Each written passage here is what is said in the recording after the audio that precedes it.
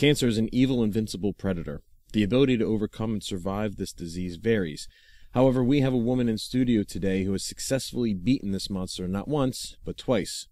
She will share with us her incredible story of fight and determination. A stranger sets off an incredible chain of good deeds that saves 6 lives in today's positive news story. Some bourbon, a good cigar, and much more coming up on this episode of The Pork Pie.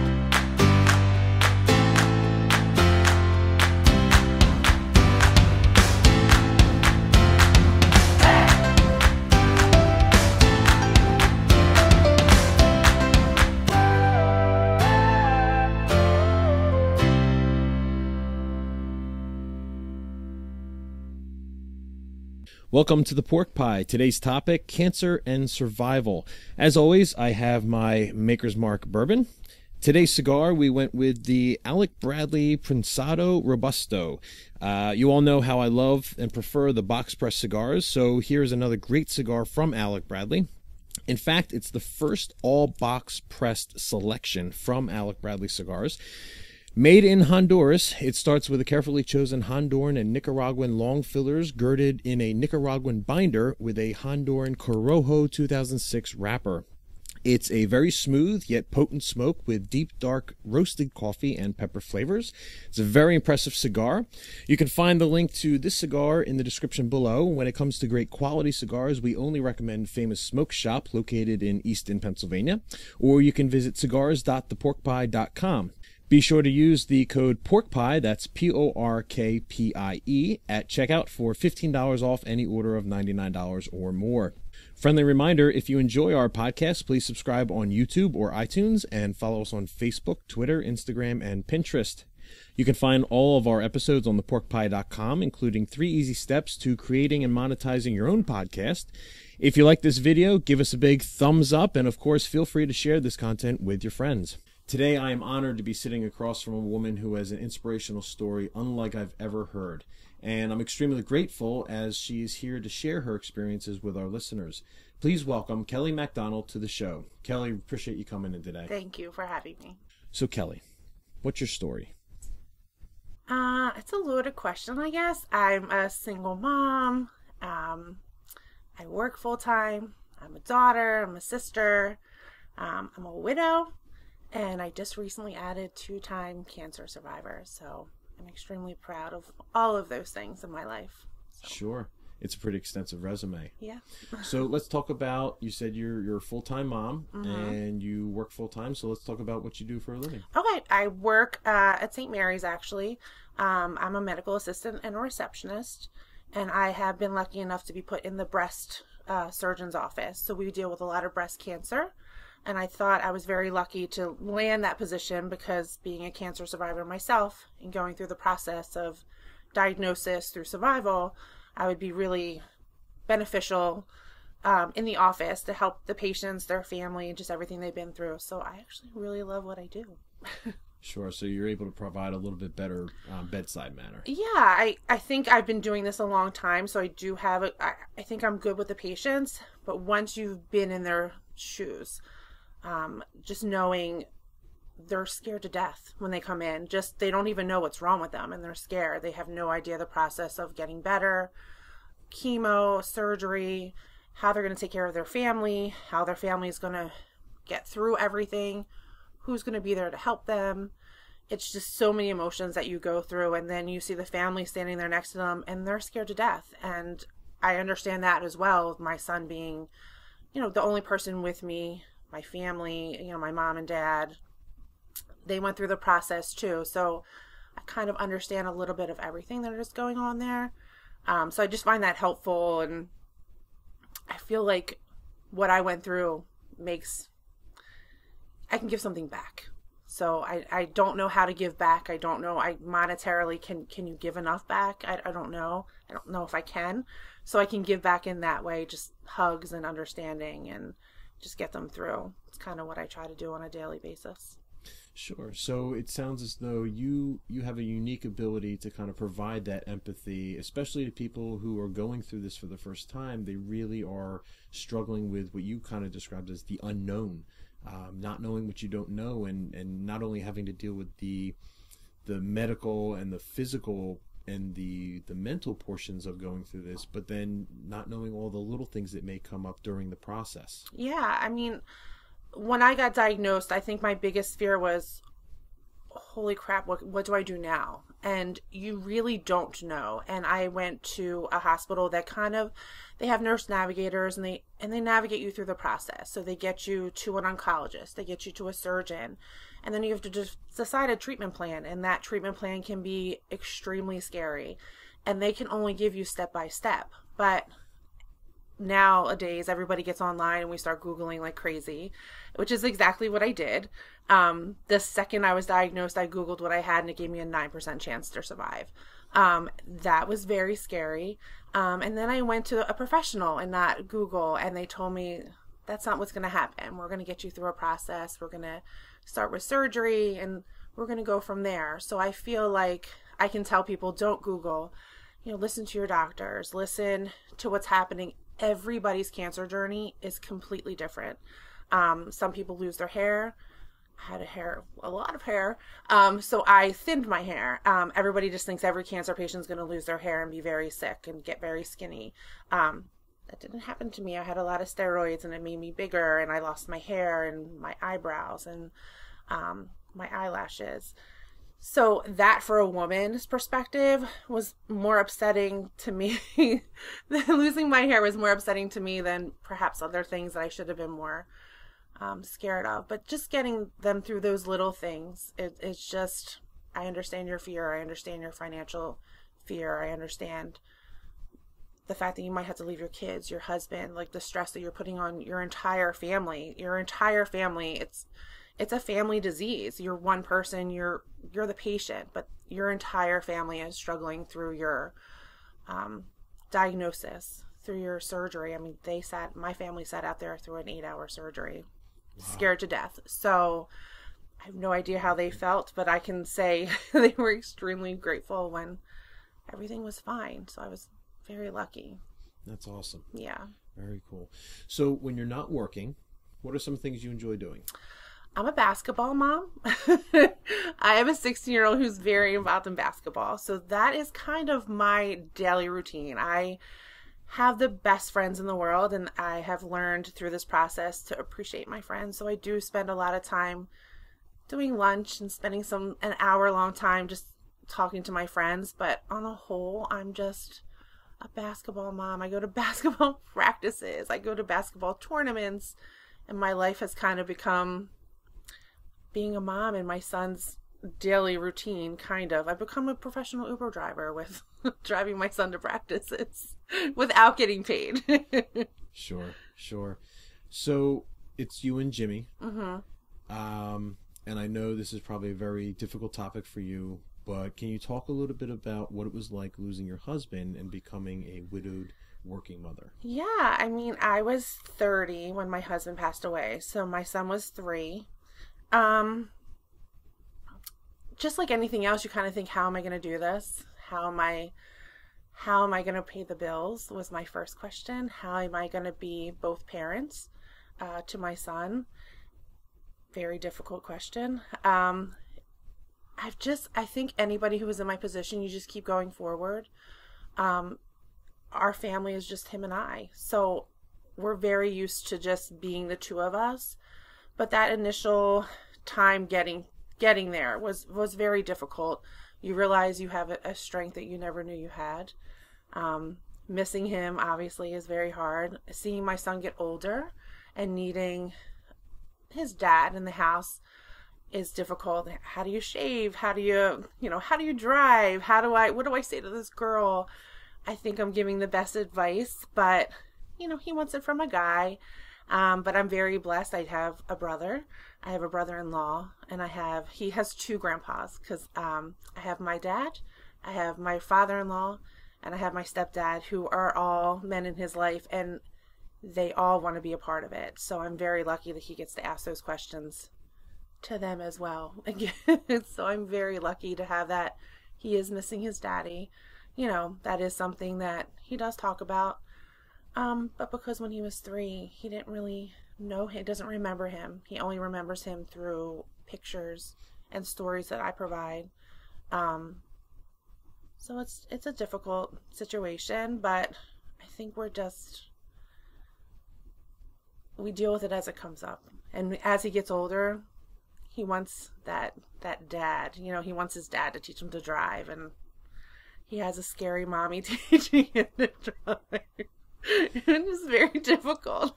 Anybody out there teaching your kids to drive, oh, God bless you. Like, but you know, we're getting along, and we always kind of had, and we just get by, and he knows that I would do anything for him. So being both parents is a difficult job, and I feel like I'm in the situation that a lot of people are. I think my situation is not unique. There's a lot of single parents.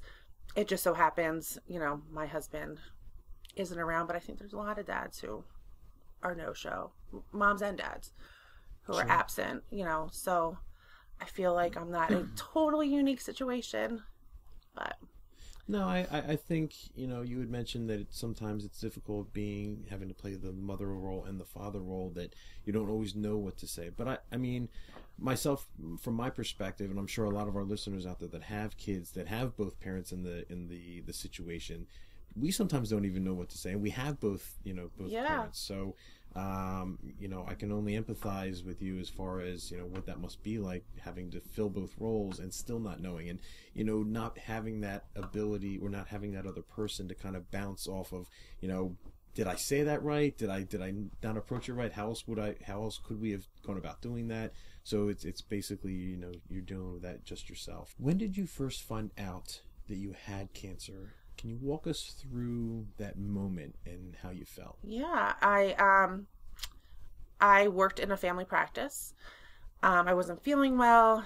The doctor said I looked pale that day, and I told him, I think I have a hemorrhoid. I have like blood in my stool, which is so gross. I'm sorry, guys. And he was like, "Oh, let me look. You know, I said, can you call something in for me?" And he's, you know, let me look. And I'm like, absolutely not. He's a doctor. I should have just let him. He sent me to another specialist, a gastroenterologist. She wanted to do a colonoscopy, which I thought was like total overkill.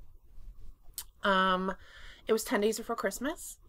I went, my mom was coming with me, because you need a driver when you get a colonoscopy. I'm like, I'm going to take the day off. Let's get a colonoscopy. We'll go to breakfast. We'll go finish Christmas shopping. We'll have a nice family day with my mom. And I went, had the colonoscopy. And she came right in afterwards. You go to twilight. I woke up, and she called my mom back, and I noticed nobody else had their family member back before she went in to see them. And my mom came back, and she said, you have colon cancer. I was like, what? She's like, you have colon cancer. I know. And with the tiny bit of medical background, I said, how could you possibly know that? She's like, I've been doing it for 20 years. I know. And my mom was so overwhelmed. She's like, I'll be right back. And she went in the bathroom, and she just lost it. And I was sitting there just eating my pretzels, coming out of like the twilight that I was in. And I couldn't believe it. And she's like, I'm going to send you to a specialist right now. Right now. It needs to come out. So we did everything she said to do. We went and saw a specialist, and they did a CAT scan. He's like, it's definitely cancer. Let's do surgery. They did a CAT scan, and that's when they told me that it had spread. I was petrified. I was like, oh my gosh. And then I was lucky enough that the person who told me that got me into Fox Chase. She's like, you're young. She's like, this is bad. This is bad. We're going to get you in Fox Chase and get you into some studies. So I thought, okay. And they got me in 3 days. And after they did more extensive testing, they figured out it didn't spread. That it was just colon cancer. And I remember me and my mom, my dad and my stepdad, we were all there. And she came in and she was like, it's just colon cancer. And I started crying. Like, we all started crying because we were so excited that it was just colon cancer.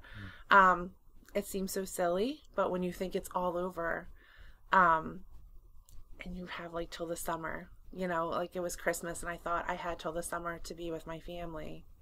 So you said it was around Christmas time that you found It out. was 10 days before Christmas. Wow. And when was this? Like how many years ago? 2 years ago.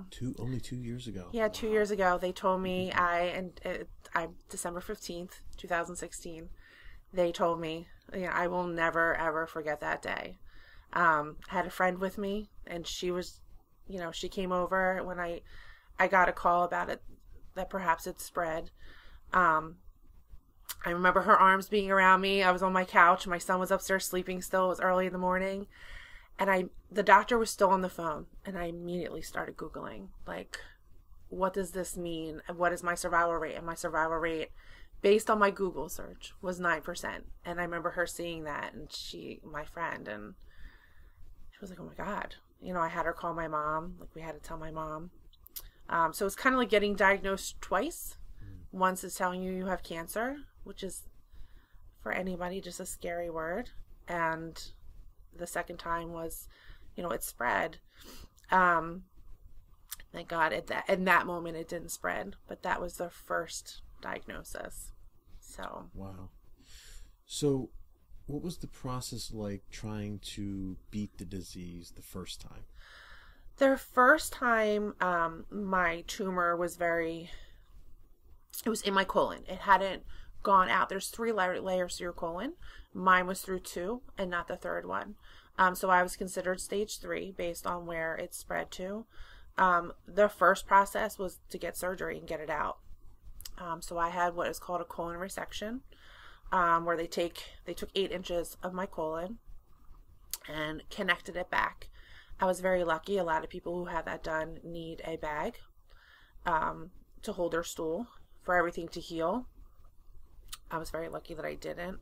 But that was a very long process. It was 3 months for me to heal from that surgery. Wasn't able to drive. It was just learning kind of what you can eat and what you can't eat. And then after that, I was told that it was in lymph nodes. Because it was in my lymph nodes, I had to have chemo. So it was 6 months of chemo every 2 weeks. My chemo is unique for colon cancer. For colon cancer patients, we have to go to the infusion room, and we get about 3 hours of chemotherapy. And in our port, where I have a port under my skin, they put it in for 3 hours, and then you have to go home with it hooked up to you. And I wear like a bag. You can wear it around your shoulder, and you can wear it around your waist. But basically, you're wearing chemo home for 2 more days. So it's a 3-day process. And then after the chemo was kind of like 3-month checkups is kind of what I did. Getting through the chemo, for any cancer patient, I think they will say when people are like, just fight it. The fight is getting through the chemo. Not for me personally, it wasn't the surgery. It was the chemo. The chemo is unbelievably hard to get through. Sure. So I have no experience with this whatsoever, and I can only imagine what it was like for you going through this. Was there a point from the time that you were diagnosed to the point that you received the call that it was completely gone, where you either looked in the mirror or you were somewhere and it just, people say that it takes some time to actually process bad news, and there's sometimes where it's just all of a sudden it just hits them. Did you have that point, and what was that like? For me, the first time, it was just, I was in the fight from day one. Like, I was just, after I had a breakdown when I was told, I was kind of just like, I'm young. Like, I'm healthy, I'm young, and I'm going to beat this. There was no doubt in my mind. And even going through the chemo, I had to do 12 rounds in 6 months. The third round, I got so sick. And I think it was just building up in my system. And I was so sick, and I had to go to my son's basketball game. And it was the first time I couldn't do what I wanted to do. Going to his games before and not being able to drive. My friends would drive me. My parents would drive me. It was the first time I had to look at my kid and say, I can't do it. I can't do this. And my brother had called just to check on me. And I was like, I'm not going to get any more chemo. He was like, what are you talking about? I'm like, I don't want to do this anymore. This is too hard. This is not worth it. I'm so sick and I can't be a mom. Like, my job is to be a mom. Like, that's my job and I can't do it. He was like, you're insane. Like, this is how you're going to keep being a mom. I just didn't see it in that moment. I just was like, this is too hard.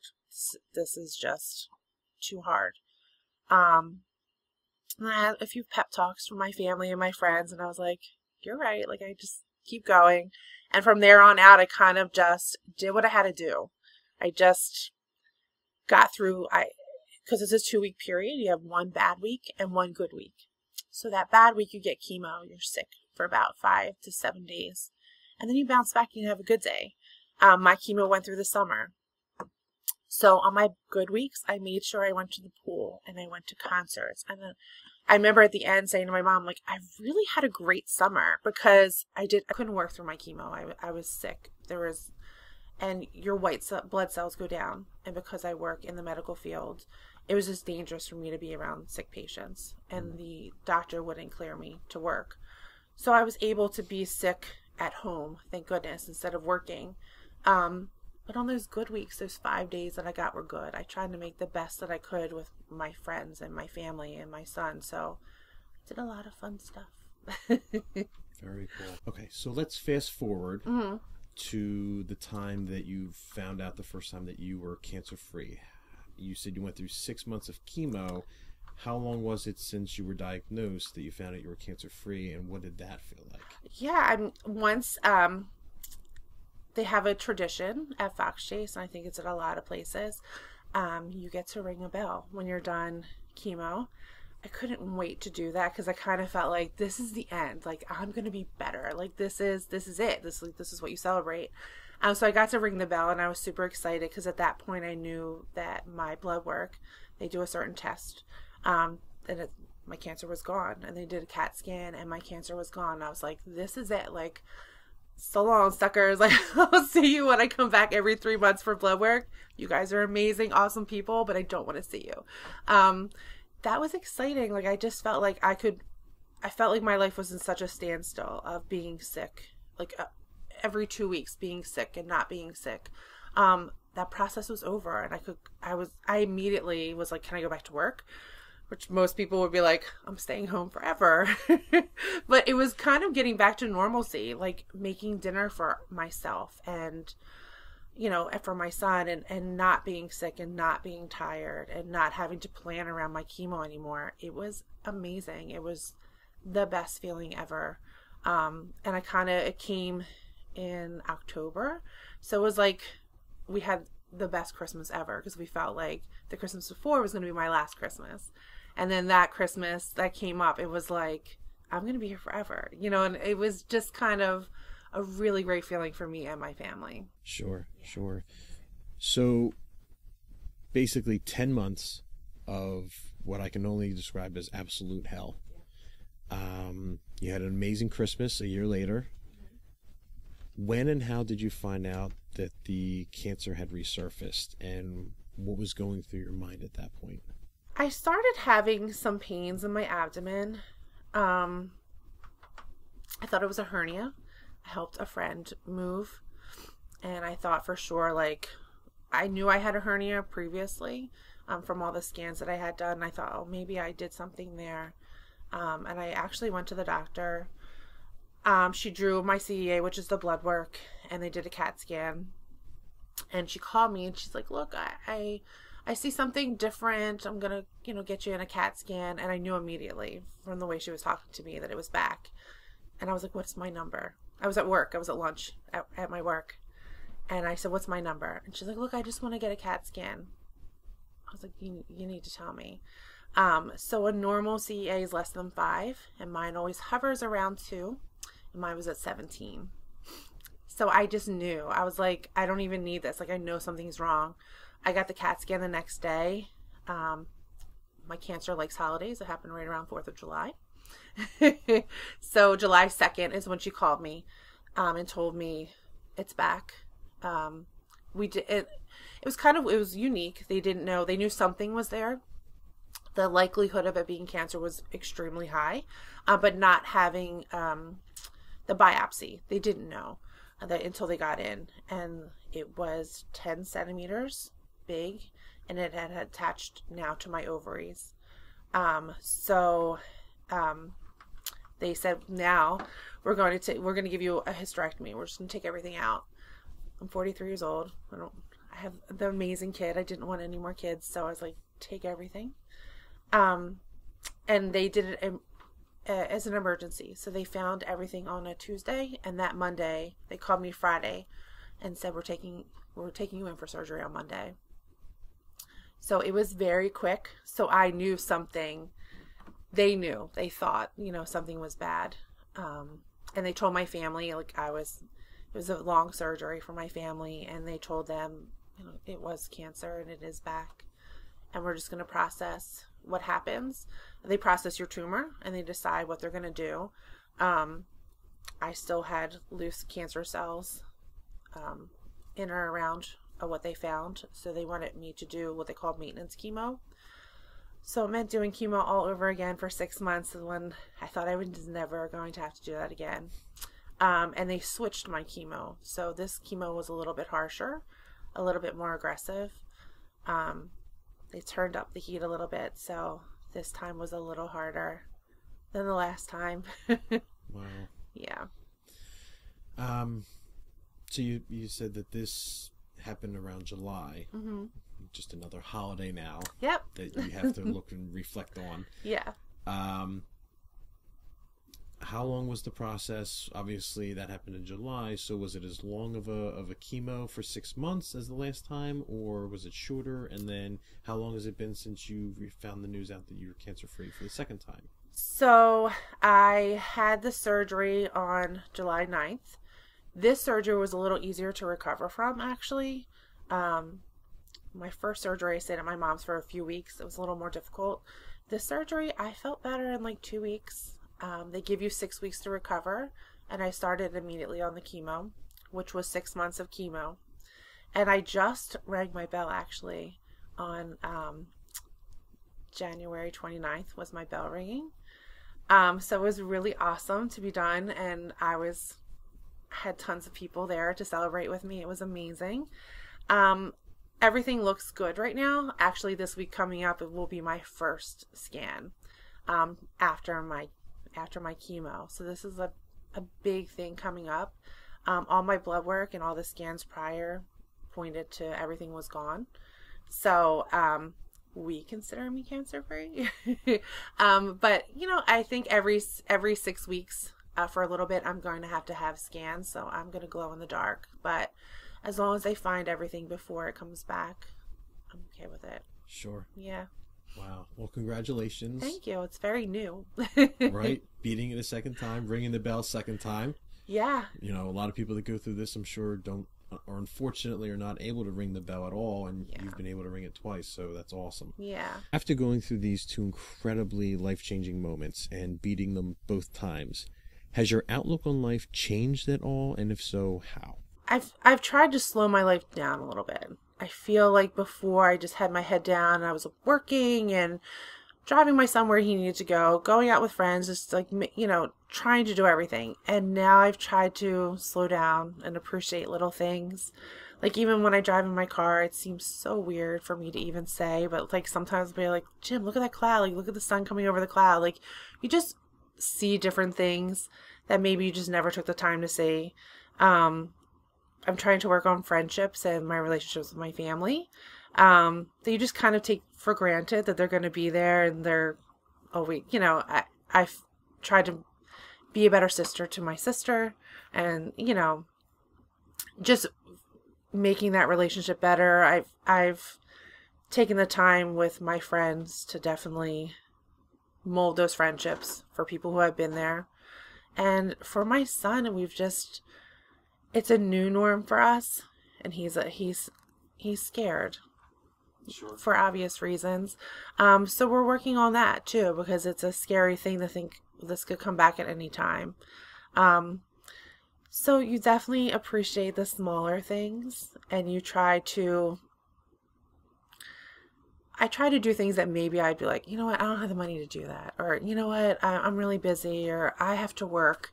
Now I'm like, you know what, I am going to take off that day and go to that lunch, or I am going to go to that concert, or, I am going to go on that vacation and enjoy it. And we'll make it up. Like, no big deal.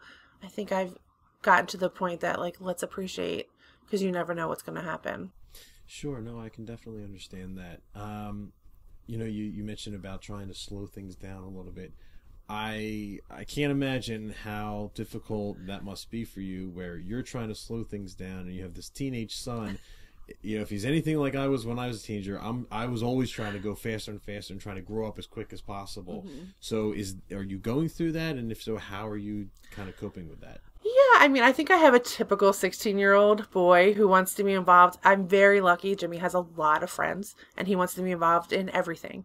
So he's involved in basketball and gym night and FBLA, and Jimmy has, tons of friends, and he seems to always have a girlfriend. I hate to say that at 16, but he just loves, he's always doing something. So he's not particularly slowing down.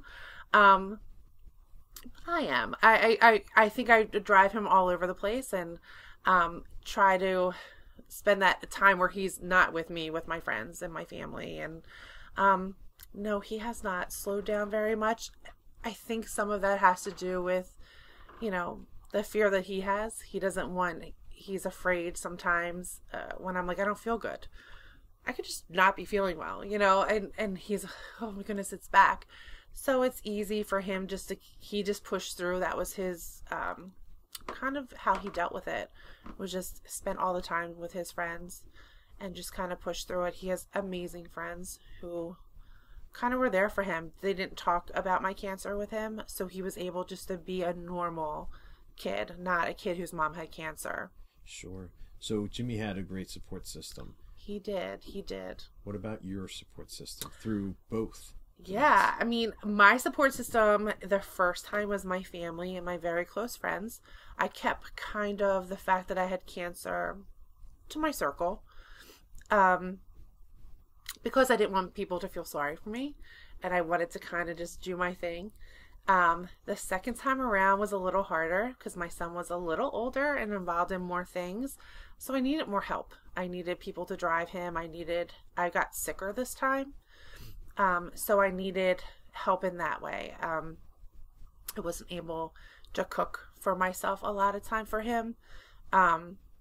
So I had people bringing us food. I had a meal train. I had people just bring things to me. I had texts, every little bit counted. I had people who checked on me every day, just through a text or a phone call.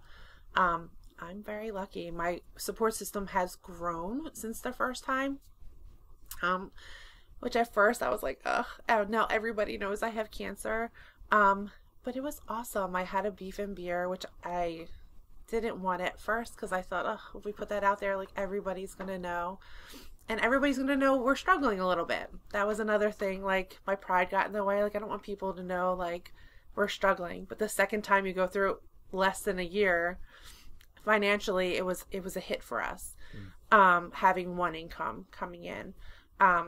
So I relented and let my friends do a beef and beer. And for me, like, I remember the girl saying who did it, my friend Diane, she was like, I have a room, it holds 150 people. I'm like, I don't even know 150 people. Like, don't even worry about it. Like, that'll be perfect.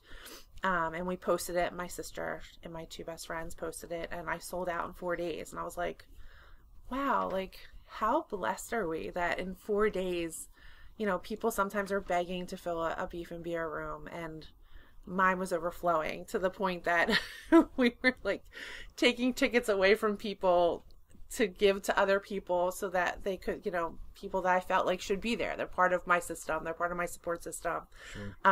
That didn't realize they had to say yes in 4 days. So yeah, I'm pretty, very, very lucky. Very lucky. I just want to thank everybody for coming out tonight. It's like really hard, like with my mom and I, and you guys being a backbone for us. It's like really nice to like have the support. And my mom's going through a really rough time, like today. She wanted to make a speech, she's a crier, so. But yeah, she's a trooper, you know. My mom's like a wonderful person, you know. She puts everybody else for herself, and for her to go through this, you know, I really don't want it to happen. So I'm glad all you came out here tonight. So I appreciate it. That's incredible. Yeah. Absolutely incredible. So I'm sure if you're like anybody else, you've had fears during your life. Going through these two, or actually, you know what? Going through these three major events in your life, losing your husband, going through cancer twice, have your fears changed in any way? And are there things that you're no longer afraid of?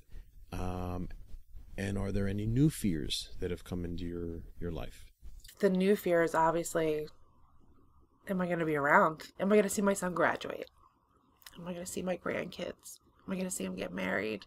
Am I going to see him be happy, like, with his life, graduate college, and all these things as a mom you want to see your kid do? That are my biggest fears. And I never feared that. I just thought, I'm going to be this crazy grandma who, like, is always there, you know? And that's definitely the newest fear. But I've always just been able to make everything happen. And I always say that to my son, like, I'm always, when it talks about financial things or being a single parent, like, I always make it happen. I always make it, somehow I'll make it happen. So that, those fears were just internal. You know, I always just wanted, as a parent, I think we all do the same thing. Like, I'll make it happen. Don't worry. And I always have been able to. But yeah, there's no fears of being there for everything, you know. I remember I asked my oncologist, I said this time, I just want to see my son graduate high school. And she said, well, how old is he? And I was like, what do you mean? Like, you should be like, of course you're going to see your son graduate.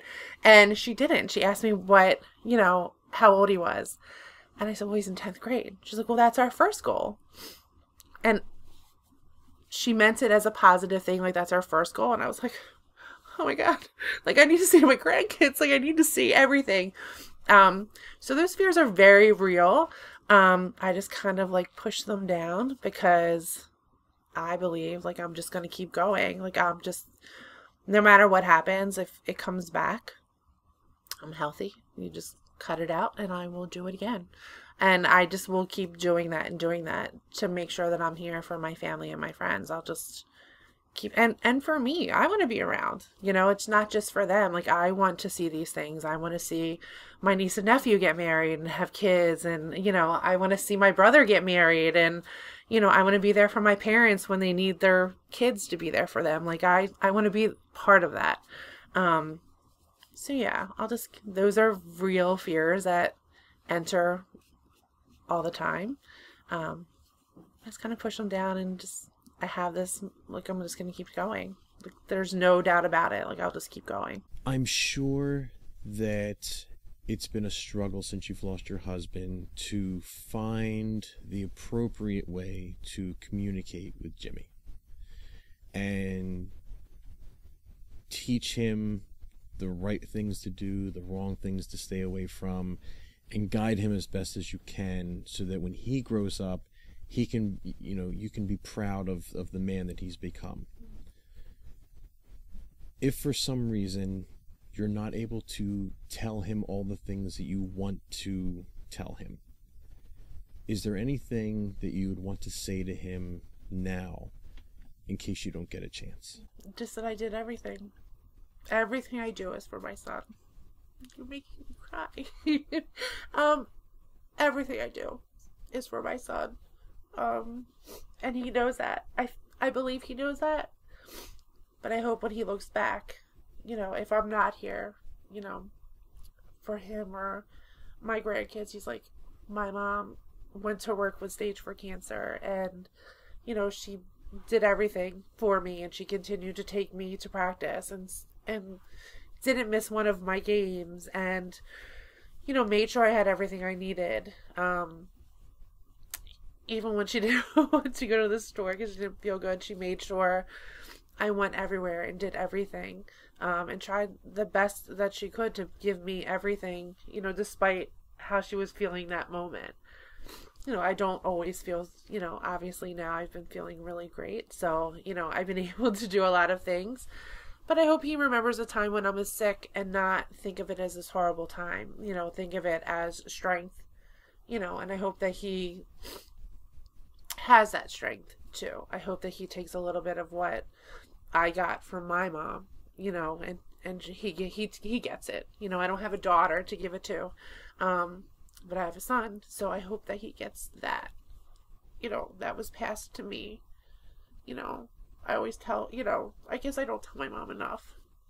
I got my strength from her, and don't worry about it. I got it, just like she did, yeah, it's a struggle, but she always made it happen for us. So hopefully he sees that as well. He knows that I did everything I can, no matter what. So I hope that he does that, for his family too. Sure. Yeah. Thank you for that. So the last question I have for you is, based on all of the experiences you've gone through, what advice would you give others, either who are going through similar experiences or ones that maybe not going through those experiences? What advice would you give them in which they might benefit? The first time I went through it, I took a small group of people and made them like my strength. I just made them, I took all of my strength from my family and a small group of friends. And I was that girl who said, I'm okay. Don't worry. I got it. I'm good. And then I realized, it's not a weakness to say, you know what? I can't cook dinner. And I can't drive him to practice because I don't feel good. And I'm tired. I don't think I can do this today. And I realized it was okay to ask for help. That was my pride getting in the way. But it's okay to ask for it. And that was something that I got through this whole experience. People really do want to help you. There's some people who are like, whatever you need, just let me know. But most people really do mean it if you call them and ask them to help you, even if it's the smallest thing. Don't be afraid to ask for help. And that was my one thing. I felt like if I asked for help, it was showing weakness and it was beating me. And it wasn't beating me. I was just asking for help. It was teaching me that it's okay, to admit that you're struggling in this moment. But this is going to, lean on these people and they're going to make you a little better in that moment. So, yeah, just ask for help. It's okay. It doesn't make you weak. No, that's great advice. Yeah. Absolutely. One of the main reasons why I do this podcast is to shed some light on very positive things that are occurring in the world. I think there's a lot of negativity that occurs on the news, and for whatever reason that seems to be more entertaining. But I think it's time that positivity has its day. So I found this story, and it's a little bit in line with what we've been talking about. So the headline is, Stranger Sets Off Incredible Chain of Good Deeds That Saved 6 Lives. One stranger's selfless act of unspeakable generosity has resulted in a ripple effect of good deeds that involved at least 12 people and saved half a dozen lives. 21-year-old Brendan Flaherty had been attached to a dialysis machine and waiting for a kidney transplant for 6 years. When no suitable donors had been found, his friend Philip Camelli stepped up to volunteer his kidney, but as fate dictated, he was not a match. Meanwhile, a 44-year-old woman named Kimberly Cooper just walked into the hospital one day to sign up to volunteer to give away her kidney, and the computer matched her to young Brendan. Camelli, the friend of Brendan's, was so inspired by the eagerness of this random person to benefit a stranger that he decided to go ahead and donate his kidney anyway. But it didn't end there. The woman, who was a sudden match for Camelli's organ, had a daughter who also was so moved that her mom was being saved by a stranger that she decided to offer up one of her kidneys as well. This same pattern of selfless donation continued until 6 different strangers offered their kidneys to patients at Chicago's Northwestern Hospital who were in need of transplants. All had been negative matches for loved ones and friends, but were moved through compassion to help another. On Wednesday, this story occurred a couple months ago, I believe. On Wednesday of that week, all of the people involved in the rare 12-person kidney swap met each other in one room for the first time, filled with hugs, tears, and laughter. Until today, Kimberly Cooper and Brendan Flaherty were strangers, but now they share an unbreakable bond. What do you say to someone who's... It's hard to come together with sentences, it's just thank you very much for giving me the freedom of being able to do, live my life the way I want to live it, not tied up to a machine, 10 hours a night. Kimberly's kidney now lives in Brendan's body, one of 6 kidney transplants performed last week at Northwestern Memorial Hospital. And each one of them can be traced back to Kimberly's act of generosity. And you're like, oh my God, really? 6 people were saved just because I chose to be selfless for a day? And this was not necessarily meant to happen because, well, it's complicated. Brendan thought he'd get his friend Philip's kidney, but that didn't match, and he ended up with Kimberly's kidney. Philip went ahead and donated his kidney anyway and started a chain reaction. I've made a lot of selfish decisions in my life, and I thought that this would be a really great opportunity to kind of amend those decisions. It turned out Philip's kidney was a match for Clotilda Ruiz, whose daughter Daisy was rejected as her donor, but Daisy's kidney worked fine for Scott Ryle, and so it went until a dozen donors and recipients were matched. All of them met for the first time this afternoon. I'm going to have a lineage to somebody that's going to be able to live on, and that's more than money and that's more than word. Proving once again that generosity truly is its own reward. Yeah, that's amazing. That's incredible. That is absolutely incredible. I'm telling you, going to Fox Chase and seeing what those people do, the staff, the people that are there, the families that are waiting, you would do anything for each other. You really, really would. You just become like this family. And I do think I agree with you. I feel like there's so much negativity and people feed off of that. And there really is good. And I have learned that myself. There was strangers who were friends of my friends who wanted to come and support me. And I really believe people do have goodness in their heart. I just think that's just not focused on as much. And I feel like that kind of story is amazing. And I feel like there's so many more people that would do something like that if given the opportunity. Sure. Absolutely. No, I couldn't agree more. You can find this story as well as other great stories that we share at theporkpie.com on goodnewsnetwork.org. So Kelly, for all of the guests that I have, I am extremely grateful. And for each guest, I ask 5 questions, and they're the same 5 questions. So are you ready for the questions? Bring it. Okay. What is your favorite word? Okay. So my word is probably a potty word, depending on the day. But the word I totally love right now is hope. I have a ring that my friend so selflessly gave me. And it literally says hope. That's what gets me through the day. That's what I want to give people. There's hope. There's hope that everything's going to be okay. That you can make it through a hard thing, whether it be cancer, losing a job, your car broke down. Something simple, whatever you think is hard for you that day. There is hope. You will get past it. So I'm going to go with hope right this second. Okay, that's a good one. Mm-hmm. I like that. Living or dead, who would you want to meet? It's such a hard question. I was hemming and hawing about this one. I'm gonna go Oprah. And that's cool, totally crazy, because there's so many other influential people in the world. But my mom lives and breathes for Oprah quotes. And the one she says all the time, and we totally make fun of her, but it totally makes sense, is when you know better, you do better. And it's all she is the book of Oprah quotes. But I would love just to be around somebody with that positivity that could maybe, you know, she took her platform and she went somewhere completely positive with it. Sure. And I totally love that. And I would love to take, not that I have a platform, I live in Langhorne, but to take your story and make it so that other people can benefit from it. I would love to do that. So yeah, like I owe that to my mom. Definitely the Oprah quotes. You know better, you do better. It's her favorite thing to say. I like it. No, I like it. That's awesome. If you had one day to binge watch one show, what show would you pick? Oy. I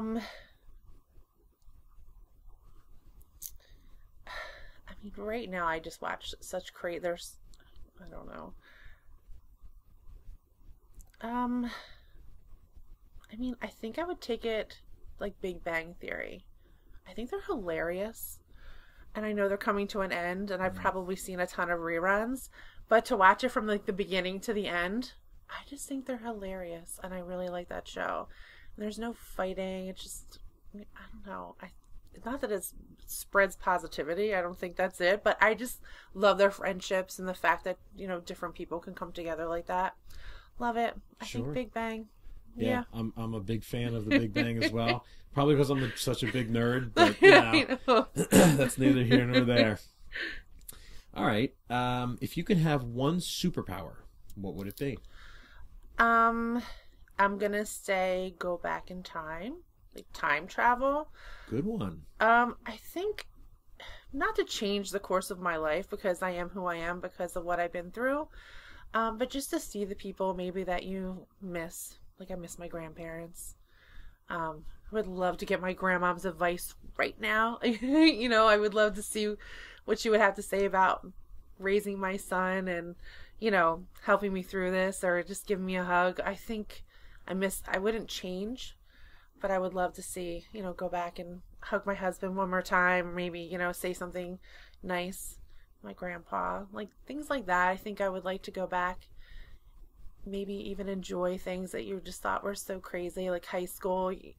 Everything is so dramatic in high school and so big. You know, I'm watching my son go through it. I'm like, oh, I know breakups are horrible, you know, but just, you know, not change the course of my life, but just go back and see those things and maybe, you know, enjoy them a little more. Maybe things I just went past so quickly and, you know, didn't enjoy them as much. I think I would definitely find as an adult now, you know, enjoy that time because that time's fleeting. You know, it's different now. You know, I think you would enjoy things more that you just thought were so nerdy or silly, you know. Sure. No, I like that one. Going back in time. Yeah. I like that.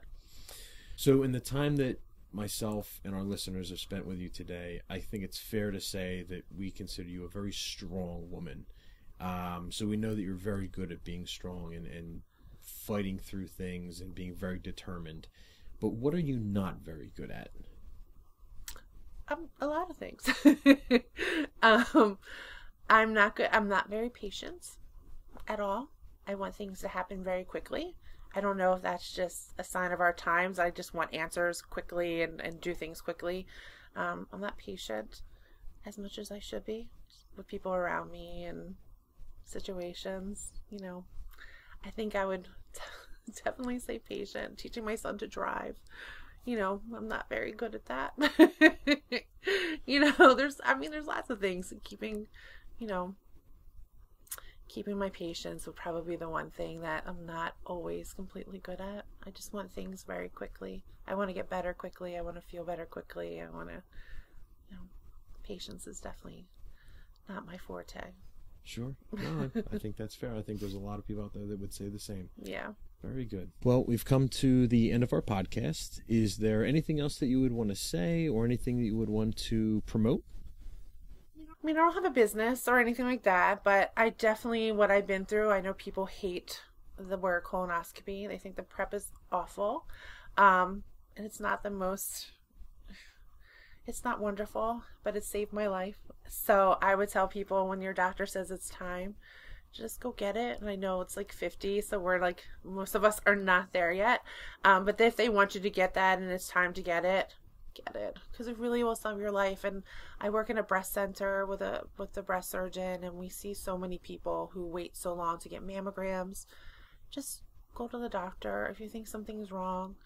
You know, use your gut, use your instinct, and go get these screenings at these, I know we're all anti-insurance right now and everybody hates that, but it really will. These maintenance things that you can do for yourself will literally save your life. And this not being a maintenance thing for me, but doing something everybody hates to do, which is a colonoscopy, which is not, it's actually a really good sleep. It's a nice 10-minute sleep that you take. Go get it done, because it really will make a difference in your world and your family's world if they find something. Early detection is everything. So if there's anything I can scream from the rafters, it would just be like, listen to your body, listen to your gut, and go get these screening things. Sure. Well, that's all the time that we have for today. Thank you to my very special guest, Kelly Macdonald. Thanks to all of you for listening. And again, be sure to like, follow, and subscribe to our many social media forums. Leave any comments and feedback below, and come back again to see more episodes. For the Pork Pie, I'm Jonathan Van Horn. Salancha.